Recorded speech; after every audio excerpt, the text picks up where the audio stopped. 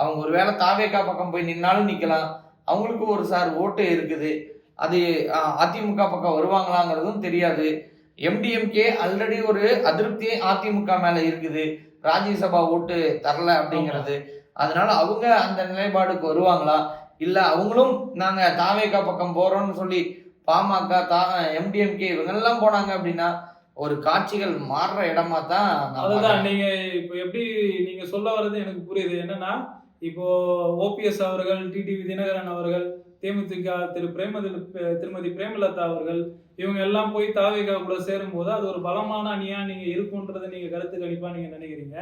நம்ம அப்படியே கொஞ்சம் பின்னாடி போய் பார்க்கணும். 2016 தேர்தல்ல பாத்தீங்கன்னா தேமுதிக, கம்யூனிஸ்ட், மதிமுக, அப்புறம் பாத்தீங்கன்னா விசிகா, இதெல்லாம் சிறிய கட்சிகள்லாம் கிடையாது.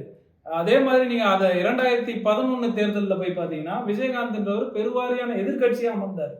ஏன்னா இப்ப விஜய் வந்து தன்னுடைய பலத்தை நிரூபிக்கல. 2011 அப்படிங்கறது அந்த கதையே வேற. அதுதான். அப்ப 2G வழக்குகள் அப்படிங்கிறது ஒரு பெரிய இம்பாக்ட் அந்த தேர்தல்ல இருந்துச்சு. அதுதான் 2016 அப்படிங்கிறது மாஃபா பாண்டியராஜன் அவர்கள் திரும்ப வந்தாரு அப்படிங்கறத நம்ம எல்லாத்துக்குமே தெரியும்.